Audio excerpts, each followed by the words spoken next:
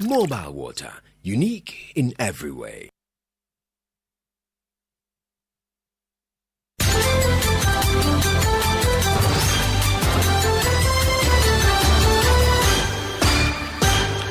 "30 years of joyfulness." Good afternoon and welcome to the Midday News.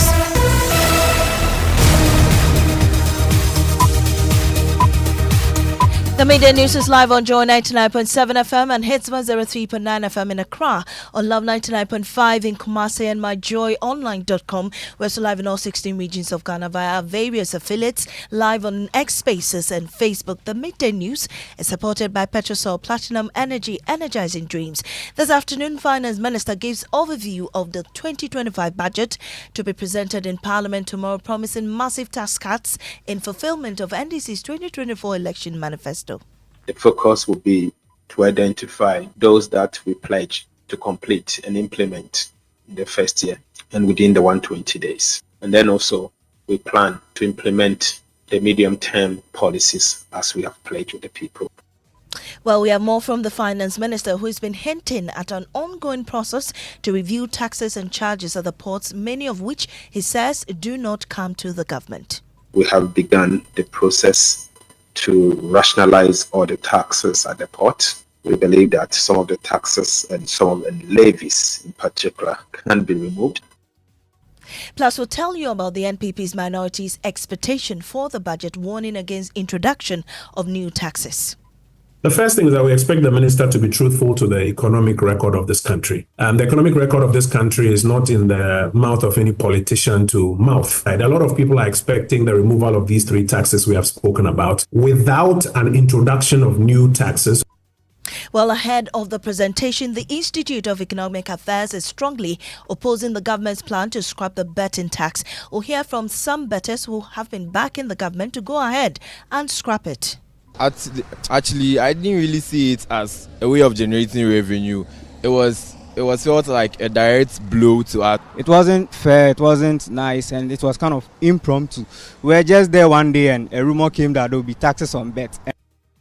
Away from the budget, Chief Executive of the Ghana Standards Authority urges stricter enforcement of regulations to eliminate toxic paints after a hotline documentary exposed high lead paints in Ghana and their potential harm to children's brain function.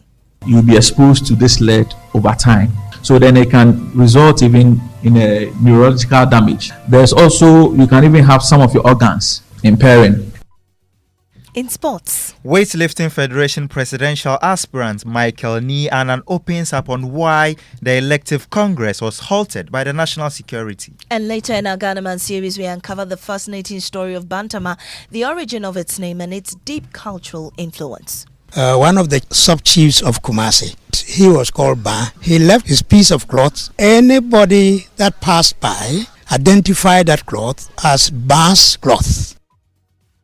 These and more with me, Maame Esi Nyamekye Thompson. This is Joy News, independent, fearless and credible. Please stay for details.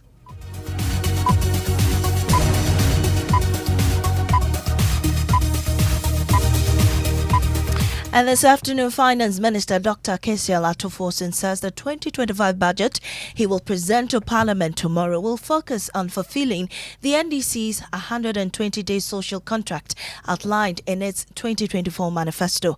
The minister has been promising massive tax cuts as he interacted with young people on X Spaces Sunday evening, I beg your pardon.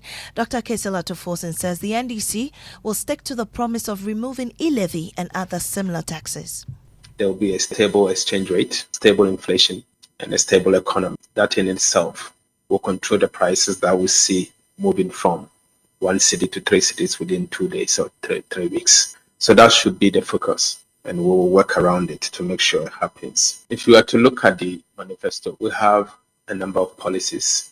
Some are time-bound, some within 120 days, some within 1 year, and some after 1 year, and some in the medium term. We can certainly not accommodate every single thing in the manifesto in one budget year.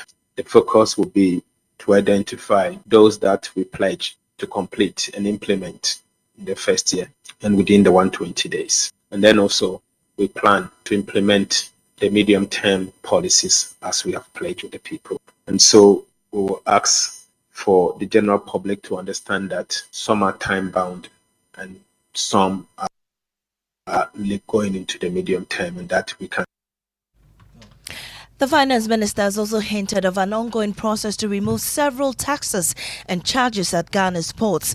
Dr. Kesela Tufosin revealed that many of those taxes do not actually end up in state coffers. We have begun the process to rationalize all the taxes at the port.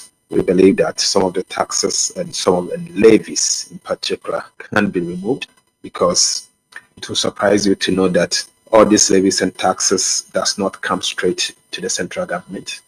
Some of the levies you see there are being, the benefits is not going straight to support the consolidated fund. And so we need to identify who are those benefiting from these levies and for what purpose. And then if there's the need for us to remove them, we will have to remove them. So there's a team that are working at the moment as we speak, and I'm sure in due course we will announce that. And again, in the budget, we'll hear some announcement on how we intend to rationalize those levies and taxes at the ports in particular. Even though some of these levies are not coming directly to support government expenditure or government revenues, clearly it manifests in the economy in the form of taxes. And one way or the other, it's increased. Well, Dr. Kesela Tufosin has also been explaining the strategy to cut waste in public expenditure. But I can assure you that we have a lot of ideas, and this is largely going to come from cuts in wasteful expenditures, and that is going to lead this budget. We are going to see a lot of cut in wasteful expenditures, and the focus will be on expenditures that drive growth and expenditures that actually add value, but not wasteful expenditures. There was also another question on Galamsey and what you intend to do. Also making some allocations to fight the Galamsey menace. I'm working closely with the minister responsible for lands and natural resources, and we'll address that also as part of the budget. But let me also say that we have made some significant allocation to. You heard the Finance Minister, Dr. Kesela Tufosin. Meanwhile, former Information Minister and now Minority Spokesperson on the Economy, Kojo Opong Nkrumah, says his side expects the Finance Minister to be truthful about the state of the economy. The new NDC administration inherited from the NPP. He's also been warning against the introduction of new taxes. The first thing is that we expect the minister to be truthful to the economic record of this country. The economic record of this country is not in the mouth of any politician to mouth. The Ghana Statistical Service, and I understand later this morning they're even going to do some work on the latest GDP numbers. The Bank of Ghana and other institutions of state regularly publish Ghana's economic record. I think that the minister should desist from any invitation from political forces to juice up the numbers to paint a more bleak story of the Ghanaian economy than is. Because if he does that, he will scare investors away. If he does that, he will not be true to the economic record of the country. What we need to do is to be true to the record and to build on the successes so far. That's number one. Number two, on the fiscal side, a lot of people are expecting the removal of these three taxes we have spoken about without an introduction of new taxes or padding onto it. Some more VAT on other sectors, which will end up crippling other sectors of the economy. Well, we'll be delving more into this conversation. We have Professor Godfred Bokman, economist and Professor of Finance at the University of Ghana Business School. But right about now, Kofi J is with me, and we're going to delve into this conversation more. Kofi, what is the IAA's general stance on the various taxes labeled as nuisance taxes by the Mahama administration? So, Maame Esi, 4 taxes according to the NDC are nuisance and they must go. According to the IAA, 3 of them must go: levy, COVID-19 levy, and emissions tax. However, they say that, look, do not abolish the betting tax. According to them, reduce the rate from 10% to 5% and maintain the betting tax. How much revenue is expected to be lost if these taxes are scrapped? Well, so we are looking at all 4 taxes, and in fact, we are not able to estimate what we will be losing from the emissions, tax. But according to our estimate, COVID-19 e-levy and betting tax, if the government is supposed to go ahead and scrap this, we are looking at a revenue loss of some 7.5 billion Ghana cedis in just 2025, and it's expected to go up in 2026, Maame. Quite a lot of money there. Thank you so much, Kofi Eje is a lead research analyst on the research team. Now, we've been speaking to some betting patrons who wants the government to go ahead and scrap the tax. We'll listen to them and then we'll speak to Professor Bopin. Actually, I didn't really see it as a way of generating revenue. It was felt like a direct blow to us because the government didn't actually inform us on the decision. And then, you see, most of us youth, we don't do a 9 to 5. So the bet is like our source of income. That's how we make ends meet. I'm very happy because it was my expectation. I was actually desiring that the next government will actually scrap it. And now that he's doing it, I'm really glad that he's doing it. To me, it was kind of ridiculous, like taxing bets. Come on. It's like them actually getting a way of maybe getting some supplement of money to do their stuff and And you heard there's some bettors on scrapping of the betting tax.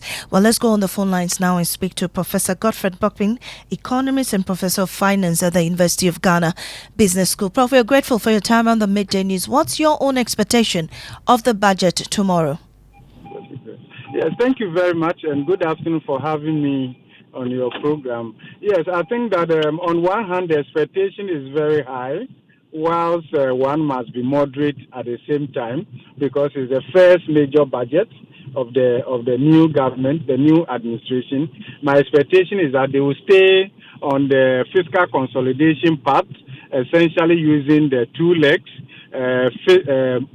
taxation, and I'm expecting some revisions to the tax regime, removal of e-levy, COVID-19. The betting tax, I think the government should take another look because of the behavioral aspect of it and all of that. So, but as for emission tax, there's nothing to remove there because we have not collected anything from that. We know what the fiscal losses will be, slightly above 7 billion, but that can easily be closed through administrative and compliance reforms within the existing major tax handles like corporate income tax, that is largely inefficient, and then also VAT, which is also inefficient. So if we're able to scale up on VAT efficiency by even 15%, that will more than bring enough revenue to offset the fiscal losses. Let's also not see the removal of these taxes as losses. We should see them as incentives to household and businesses to stimulate consumption and promote growth.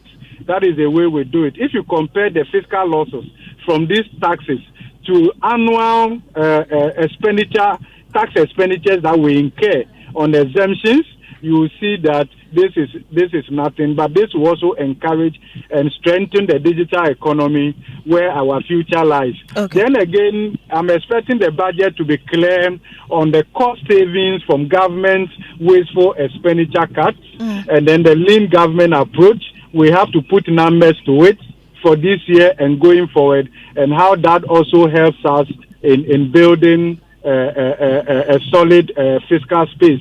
I'm also expecting that the 2025 budget would outline clearly what the state of the fiscal position is as at the end of 2024. Right. We know that we will not be able to meet the target, even the revised target for the 2024 of 3.5% of GDP and 0.5% primary surplus. We may not be able to meet that. We need to know what the fiscal situation is totally coming from arrears from state-owned enterprises and all of that. Right. So there has to be clarity from that point. Without being exaggerative, but we still have to tell the story exactly the way it is. Right. Thank you so much, Professor Godfred Bokpin. He's economist and professor of finance at the University of Ghana Business School. Away from the budget, the chief executive of the Ghana Standards Authority, Professor Alex Dodu, is calling for stricter enforcement of regulations to eliminate substandard and toxic paints from the Ghanaian market. His calls follow a joint study by American researchers and Ghanaian regulators which uncovered dangerously high lead levels in locally sold paints. Joint News investigations reveal that some paints contain up to 200,000 parts per million of lead, over 2,000 times the safe limit. This poses severe health risk, particularly to households, pregnant women and children, increasing the likelihood of brain damage and other long-term health complications. Our latest hotline documentary, American Paints, The Painter's Galamsey, exposes this hidden danger and the urgent need for regulatory action. Here are excerpts. Across Ghana, homes are adorned with vibrant colors, creating landscapes of blues, reds, and yellows that reflect the spirit and resilience of the people. Freshly painted walls signal new beginnings, a cherished space, or a family's legacy. As the demand for paint grows, so does the troubling rise in substandard paint mixing in local markets. Many shop owners, lacking proper oversight or safety standards, are blending inexpensive and unregulated materials, often producing paint that contains harmful substances, including lead. We do have lead in paint, but it's ultra low. And in 2022, the GSA and its technical committees reduced the content of lead in paint for painting houses and domestic use by 90%. The consequences don't end there. Sometimes the paints are even expired or about to be expired. They put it on us, reduced to clear.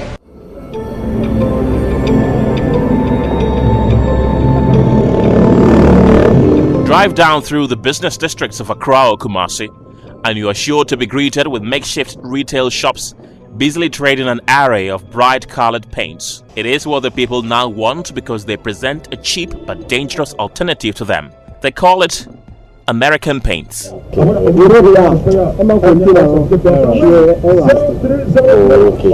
The worrying concern, however, is that these paints are not certified by the Ghana Standards Authority.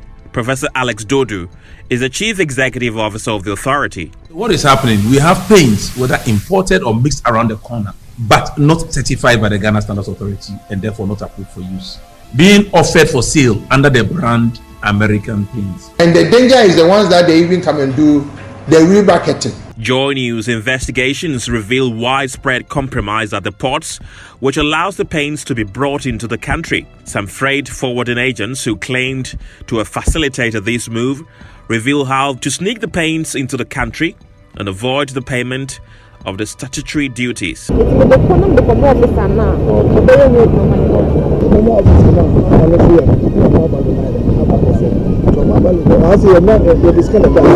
Out of the 46 paints analyzed on the Ghanaian market, the team found out that 15 of the paints contained high lead levels. The highest lead content found in one of the paints stood at 200,000 ppm. Dr. Charles Cranche is head of product certification at the Ghana Standards Authority. Lead is an example of a heavy metal. Now, these metals, once introduced into the body, it takes a very long time. One day, they're able to bioaccumulate. So then, if you paint your room and the paint contains lead, you'll be exposed to this lead over time.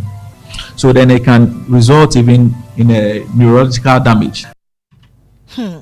We can now hear from Chief Executive of the Ghana Standards Authority, Professor Alex Dodu.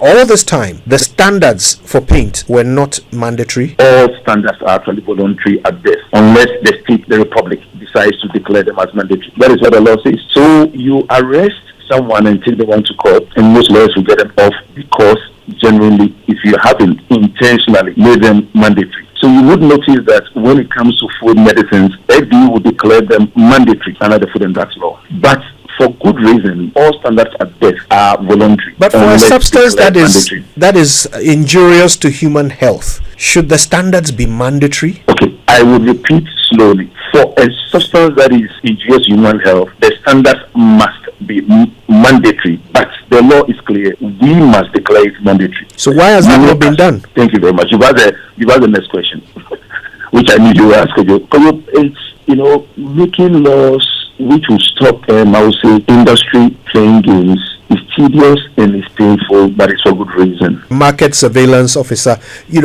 and sees someone mixing, literally pouring lead into paint and mixing it to sell. There's nothing he can do because there's no law preventing that substance from being sold. We try to stretch the interpretation of the law, but Meanwhile, Public Health Fellow at the Center for Democratic Development, Dr. Kwame Sapong-Siedu, has criticized Ghana's customs officials for their inability to stop the illegal importation of substandard paints. You need to understand how customs operates.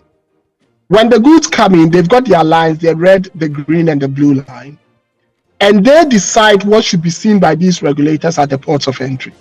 In fact, if you go into their ICAM system, they have shut some of the regulators out who cannot get into the system to know what is coming in and what's going. And that is part of the problem, because they are calling the shots and are not encouraging collaboration. So if the regulator doesn't know, unless they get a tip-off, they are blindsided. And that is why I was emphatic in saying that it seems to me that the current operation of customs is not fit for purpose.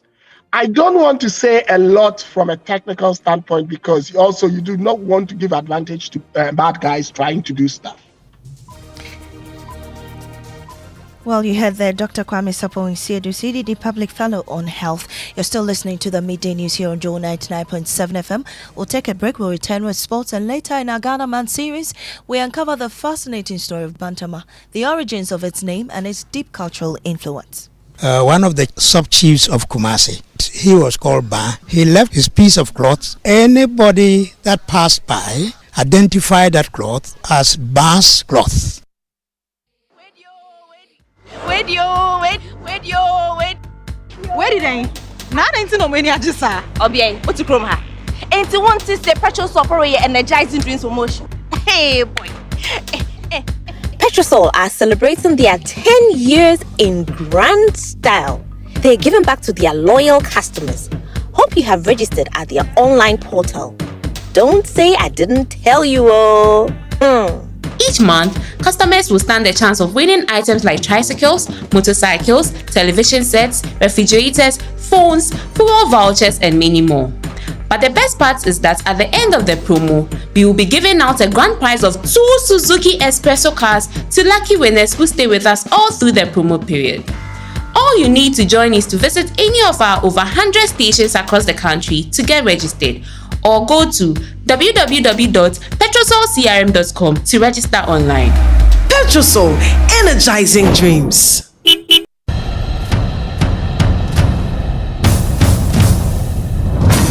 The Honorable Kofi Idi Adams, Minister for Sports and Recreation, I don't envy your job.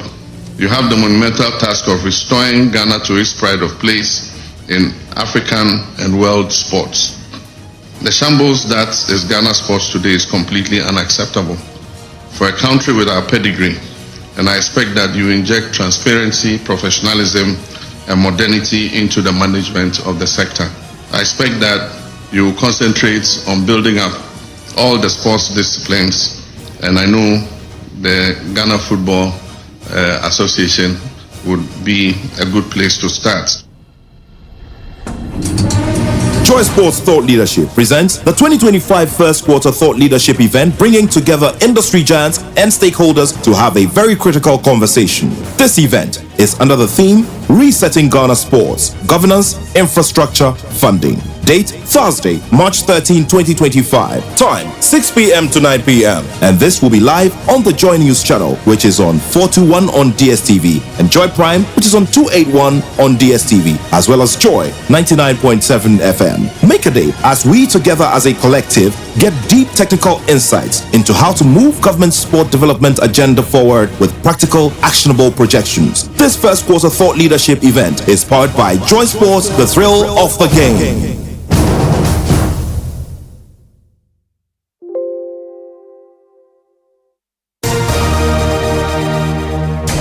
Welcome back. We have sports with Mubarak. Yes, Maame Esi. So, Weightlifting Federation presidential aspirant Michael Nee Annan says Jerry Ahmed has no constitutional right to organize an elective congress following the expiration of his mandate as president. This comes after operatives of the National Security halted the congress on Saturday when some members defied a court injunction and attempted to proceed with the process. The Constitution demands that you will have a 21-day notice for an elective Congress to be held to choose the next president. The guidelines for the elections only came up on the 18th, but the 21 days notice fell outside of the 4 years tenure. Now, how is it that your tenure ends on the 18th and you want to have an elections after the 18th of February, 8th of March, and you will still want to hold yourself as the president, and the board members want to still hold themselves as board members? Yeah, so that's Michael Nee Annan with his submissions there.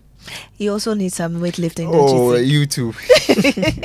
Well, moving on, President John Mahama is this afternoon continuing his diplomatic tour of West African nations, reinforcing the country's commitment to regional cooperation and security. His latest stop was Niamey, Niger, where he held talks with President Abdurrahman Chiani. President Mahama is set to visit Burkina Faso today as the last destination of his good neighborliness tour to the three countries that have exited ECOWAS. The two leaders met behind closed doors. A communique issued after stated that their discussions focused on strengthening security cooperation in the Sahel and West Africa, enhancing trade relations and deepening bilateral ties.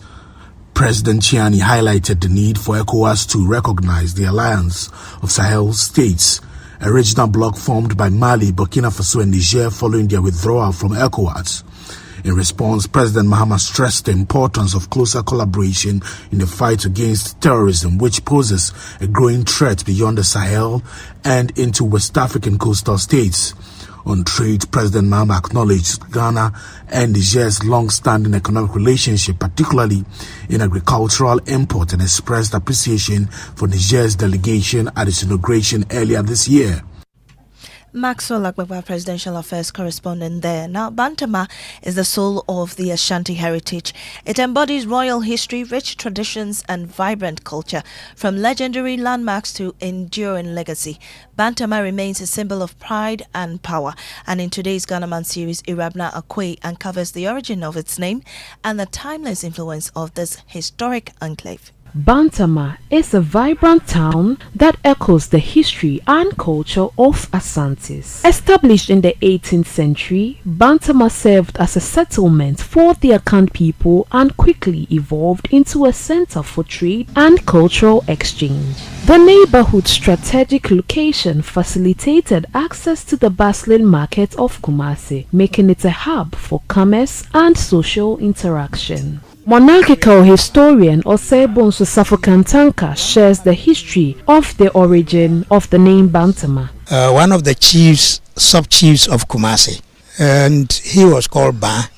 He left his cloth, his piece of cloth, somewhere. So Ba's cloth was left at that place for a very long time. So anybody that passed by identified that cloth as Ba's cloth. Ba's piece of cloth. Bantama is not just a neighborhood, it is a living exhibit of Kumasi's historical narrative, cultural wealth, and economic vitality. And it's now time for what's trending, and Jackie of the M&J fame with me, the last woman standing. Yes, what's Maame Esi. trending, Jackie? Well, the weekend was packed with a lot of activities. Stonebwoy in London, finance minister in the market, and his ex-spaces trending on social media. But then this morning, King Charles released the playlist for Commonwealth Day, and the only Ghanaian song to feature. Guess. I don't know. Don't say it's Akwadie. Oh no, of course not. Well, Daddy Lumba. Oh really? And Pim Domi. Let's listen to that song now.